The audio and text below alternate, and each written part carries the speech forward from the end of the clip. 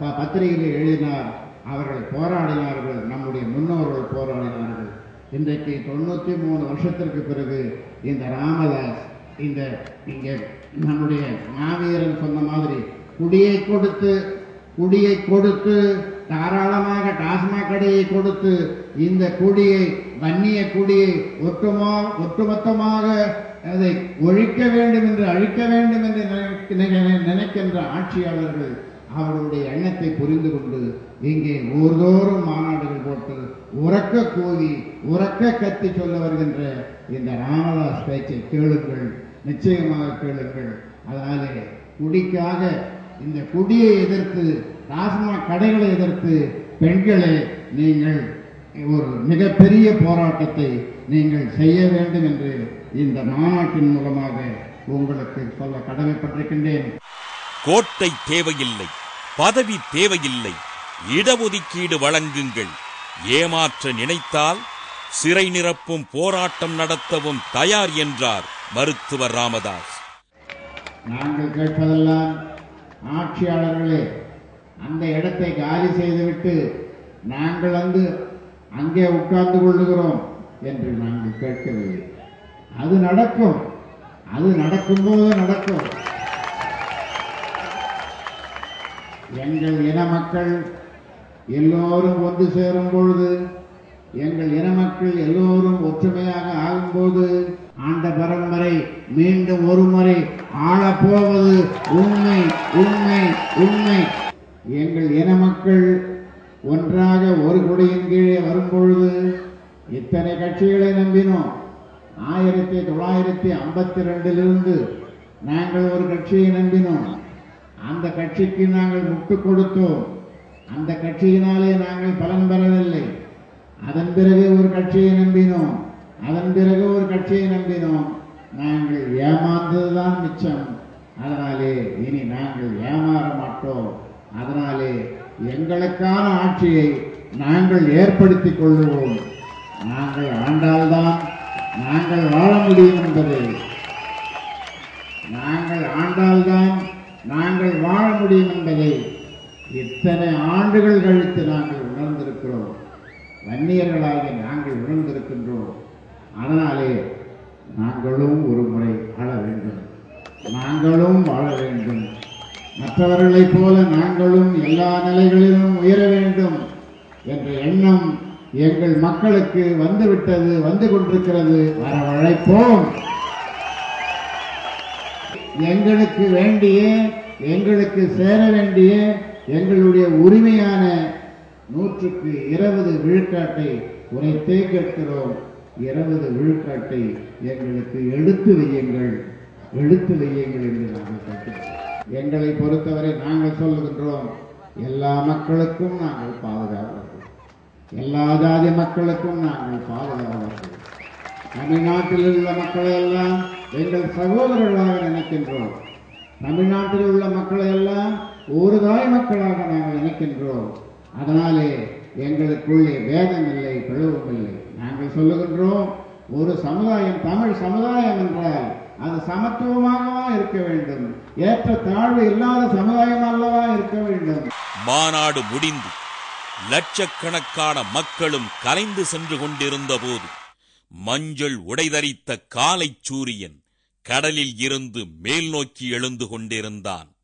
அந்த அதிகாலை வேளையில் பூம்புகார் கடற்கரையில் அலைகள் எழுப்பிய ஓசையில் இடஒதுக்கீடு இடஒதுக்கீடு இடஒதுக்கீடு என்ற உரிமை குரலும் சேர்ந்து ஒலித்ததை கேட்க முடிந்தது.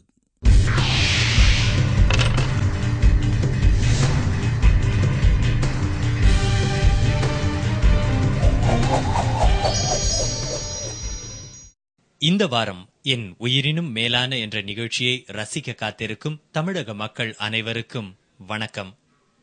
தமிழகத்தில் வெள்ளையர்களை எதிர்த்து விடுதலை போர் நடந்தபோது வெள்ளையர்களை தீவிரமாக எதிர்த்து களப்போர் கண்டவர் வீரபாண்டிய கட்டபொம்மன். அதைப்போன்று ஈழத்தில் அந்நியராம் வெள்ளையர் ஆதிக்கத்தை எதிர்த்து வீரப்போர் நடத்தி களம் கண்டவர் வன்னியரான பண்டார வன்னியர். அந்த களப்போரில் பண்டார வன்னியனுக்கு துணையாக நின்று அவரோடு களம் கண்டவர் அவர் காதலி குருவி நாச்சியார். இந்த இருவரின் தியாக போர் பற்றிய கதையே பண்டார வன்னியனின் வீர வரலாற்று நாடகம். அதில் ஒரு சிறு பகுதி இது.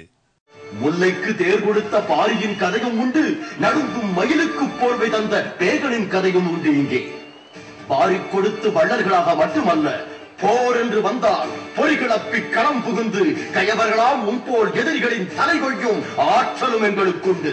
தமிழை பழித்தான் ஒருவன் என்பதற்காக வடதிசை வரை படை நடத்தி சென்று பழித்தவனாம் கனக விசையர் தலையில் கல் சுமக்க வைத்து எங்கள் பத்திரி தெய்வம் கண்ணகிக்கு கோவில் எழுப்பினான் சேரன் செங்குட்டுவன்.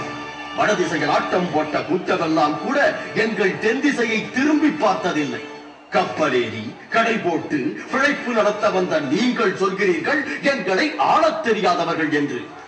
என் கைகள் கட்டப்பட்டிருக்கிறது, இல்லை என்றால் உன் தலை வெட்டப்பட்டு உருண்டோடி இருக்கும். இந்நேரம் அடக்கி ஒடுக்கப்பட்ட பிறகும் உனக்கு ஆணவம் குறையவில்லையே. அடக்கி ஒடுக்குவதா? கள்வர்கள் போல் நடுநிசியில் கூடாரத்துக்குள் புகுந்து சூழ்ச்சியோடு சுற்றி வளைத்துக் கொள்வதற்கு பெயர்தான் அடக்குவதா? ஓய்வெடுத்துக் கொண்டிருந்தவர்களை ஒளிந்து மறைந்து வந்து பிடிப்பதற்கு பெயர்தான் ஒடுக்குவதா? நீசனே, கட்டவிழ்த்து விட்டு என் கையில் வாளை கொடுத்துப்பா, அதற்கு பிறகு தெரியும் ஒடுக்குவது யார், ஓடி ஒளிவது யார் என்று. இப்படித்தான் தமிழகத்தில் எங்களை எதிர்த்து வாய்வீரம் பேசினால் கட்டபொம்மன் கடைசியில் கயத்தாற்றில் கயிற்றில் பேராய் தொங்கி செத்தான். அந்த நிலைதான் உனக்கும் வேண்டுமா? பிறந்த நாட்டின் விடுதலைக்கு எங்கள் பிணங்களையே எருவாக்கிக் கொள்வதென்று சபதம் பூண்டவர்கள் நாங்கள். சாவை காட்டி எங்களை சரணப்படுத்தி விடலாம் என்று பார்க்காதே. கட்டபொம்மன் அங்கே புதைக்கப்படவில்லை, விதைக்கத்துக்களாய் அதிலிருந்து தோன்றும் வீரர்கள் வீசும் வாளிலும் வேலிலும் உன் பிரிட்டிஷ் சாம்ராஜ்யமே புழுதி மேடாகப் போகிறது பார். முட்டாளே, பிரிட்டிஷ் சாம்ராஜ்யத்துக்கு அஸ்தமனம் என்பதே கிடையாது. இன்னொரு சொல் என் தாய் நாட்டை படித்து சொன்னால் உன் நாக்கை அறுத்து விடுவேன். கேட்டாயா காக்கை வன்னியா? தரம் கெட்டவனுக்கு கூட தன் தாய் நாட்டை பழித்து பேசினால் கோபம் வருகிறது. ஆனால் மானம் ஒன்றே வாழ்வென நினைக்கும் வன்னியர் குலத்தில் வந்த உனக்கு அந்த ரோஷ உணர்வில்லையே. எங்கிருந்தோ வந்தவன் நம் மண்ணை பழித்து பேச கூலிக்கு கும்பிட்டு கொத்தடிமை போல் வளைந்து நிற்கிறாய். உன் தாயை இன்னொரு முறை கேட்டு சரியாக தெரிந்து கொள், உன் உடம்பில் ஓடுவது உண்மையான வன்னிய ரத்தம் தானா என்று. துரைமாறி இருக்கிறாரே என்று புறமையாக இருக்கிறேன், இல்லை என்றால் உன்னை வெட்டி துண்டாகி இருப்பேன். நேரம் உனக்கும் மானரோஷம் உண்டென்று காட்ட பார்க்கிறாய்.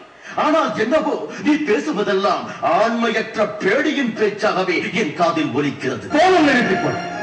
2 நாள் உனக்கு அவகாசம் தருகிறேன். முல்லைத்தீவை நீ திரும்ப ஆள வேண்டுமானால் எங்களுடன் ஒப்பந்தம் செய்து கொண்டு விடு, இல்லை என்றால் மரணம் மட்டுமே அடுத்து உன் முடிவாக இருக்கும். 2 நாள் என்ன, இப்போதே சொல்லிவிடுகிறேன் என் முடிவை கேட்டுக்கொள். ஒப்பந்தம் செய்து கொள்ள பண்டாரக வன்னியன் உன் போல் வியாபார வம்சத்தில் வந்தவன் அல்ல, வீர வன்னிய வம்சத்தில் வந்தவன். கட்டுண்டு கிடந்தாலும் வெட்டுண்டு விழுந்தாலும் என் உடலும் உயிரும் மானம் மானம் என்றுதான் விளங்குவே தவிர உன் போன்ற மாற்றான் காலடி அண்டி மடிந்து போகாது. உன் நினைவும் கனவும் ஒரு நாளும் பறிக்கப் போவதில்லை. பிற சமுதாய மக்களை போல வன்னிய சமுதாய மக்களும் படிக்கணும், நல்ல வேலைக்கு போகணும்னு உண்மையா கவலைப்பட்டு அக்கறை காட்டின தலைவர் இதுவரை யாராவது உண்டா? இல்ல. அப்படி படிச்சு வேலைக்கு போகணும்னா அதுக்கு இடஒதுக்கீடு இருந்தா தான் முடியும்னு தீர்மானிச்சு அதுக்காக காலமெல்லாம் போராடி அந்த இடஒதுக்கீட்டையும் வாங்கி கொடுத்த தலைவர் யாராவது உண்டா? இல்லவே இல்ல. அரசாங்கமே பொறுப்பு இல்லாம குடிக்கிறதுக்காக மதுக்கடைகளை திறந்து விட்டு இருக்கிறப்போ நம்ம சமுதாய மக்கள் படிக்கிறதுக்காக ஒரு கல்வி கோயிலையே திறந்து வச்ச ஒரு பொறுப்பான தலைவர் யாராவது உண்டா? அட இல்லங்கிற. வன்னியர்களுக்கு மட்டுமில்லாம மீனவர் நலன், வியாபாரிகள் நலன், ஈழத் தமிழர்கள் நலன்னு எல்லார் மேலையும் அக்கறை எடுத்துக்கிட்டு அவங்களுக்காக போராடின தலைவர் யாராவது உண்டா? அது இல்லவே இல்லப்பா. மண்ணை காக்க பசுமை தாயகம், மொழியையும் இசையையும் காக்க பொங்கு தமிழ் அறக்கட்டளை, சமூக நீதியை காக்க ஒரு பேரவைன்னு ஒவ்வொன்றுக்கும் ஒரு அமைப்பு தொடங்கி அதை வழிநடத்தி செயல்படுத்துகிற தலைவர் யாராவது உண்டா? இல்லவே இல்லப்பா.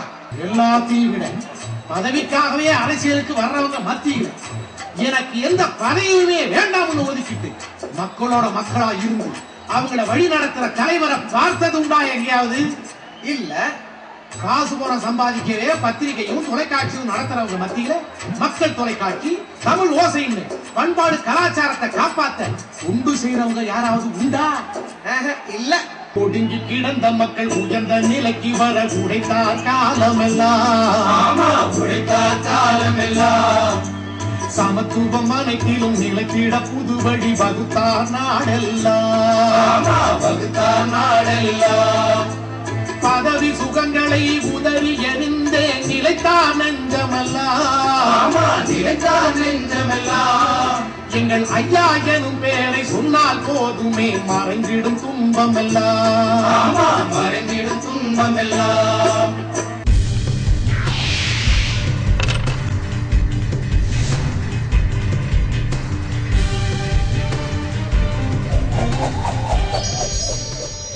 என் உயிரினும் மேலான என்ற இந்த நிகழ்ச்சியில் நாம் அடுத்ததாக காணவிருப்பது தஞ்சை மாவட்டம் கும்பகோணம் அருகேயுள்ள திருநாகேஸ்வரத்தில் சமூக முன்னேற்ற சங்கத்தின் சார்பில் 10 மற்றும் 12வது வகுப்பில் அதிக மதிப்பெண் பெற்ற வன்னிய மாணவ மாணவிகளுக்கு பரிசளிக்கும் விழா மிக சிறப்பாக நடைபெற்றது.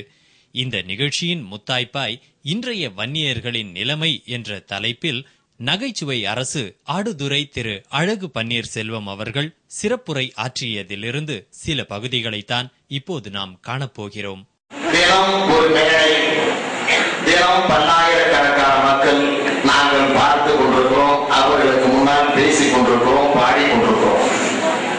ஆனால் திருநாகேஸ்வரத்தில் நம்முடைய சொந்தங்கள் மத்தியில் பேசுவது என்பதுதான் தாயின் மடியில் தலை வைத்து உறங்குவதை போன்ற ஒரு சுகத்தை தரக்கூடிய புனிதமான விழா என்றால் நம்முடைய சொந்தங்கள், நம்முடைய ரத்தம், நம்முடைய இனத்தை பற்றி நிறைய சொல்லும். அதுக்கெல்லாம் நேரம் பத்த நம்முடைய அவையாளர்கள்லாம் நிறைய பேசுறோம்.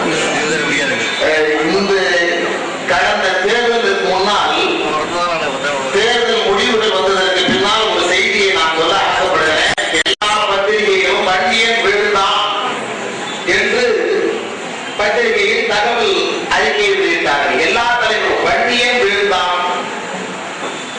ஆனால் அவர்கள் எல்லாம் இன்றைய தினம் திருநாகேஸ்வரத்திற்கு வந்தால் வன்னியன் வீழ மாட்டான், நாளை தமிழகத்தை ஆளப்போகிறான் என்பதற்கு ஒரு அடையாளம் திருநாகேஸ்வரனுடைய விழா. இந்த ஒற்றுமையெல்லாம் ஒரு 25 ஆண்டுகளுக்கு முன்னால் வர வேண்டும் என்பதற்காகத்தான் நம்முடைய தகர்பாடி போன்றவர்கள், நம்முடைய அண்ணன் சாமிநாதர் போன்றவர்கள் எல்லாம் பாடுபட்ட வளர்த்த இயக்கம் இந்த இயக்கம். தமிழ்நாட்டினுடைய கல்வி, நம்முடைய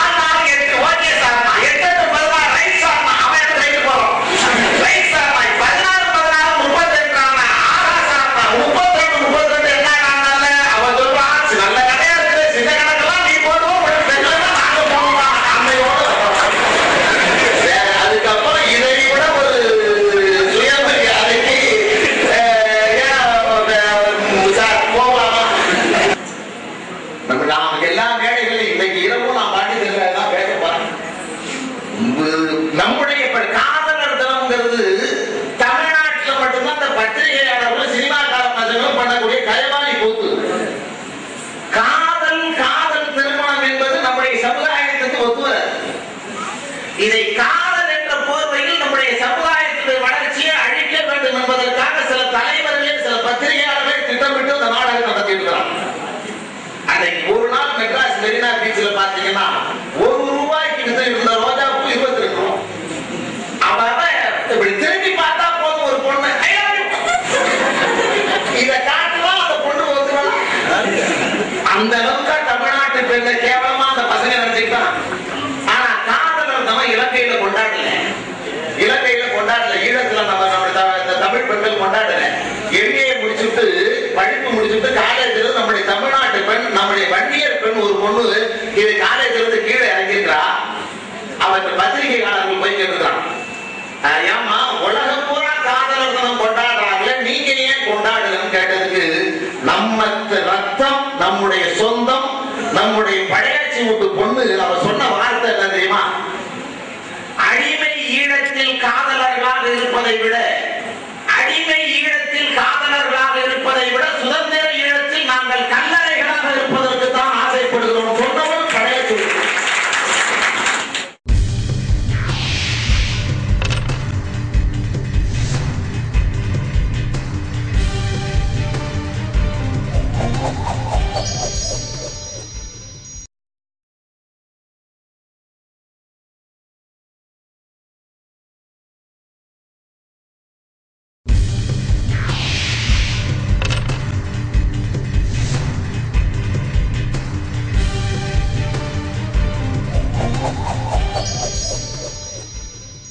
மருத்துவர் ஐயா செய்த உழைப்பு இன்னைக்கு பார்த்துட்டோம்.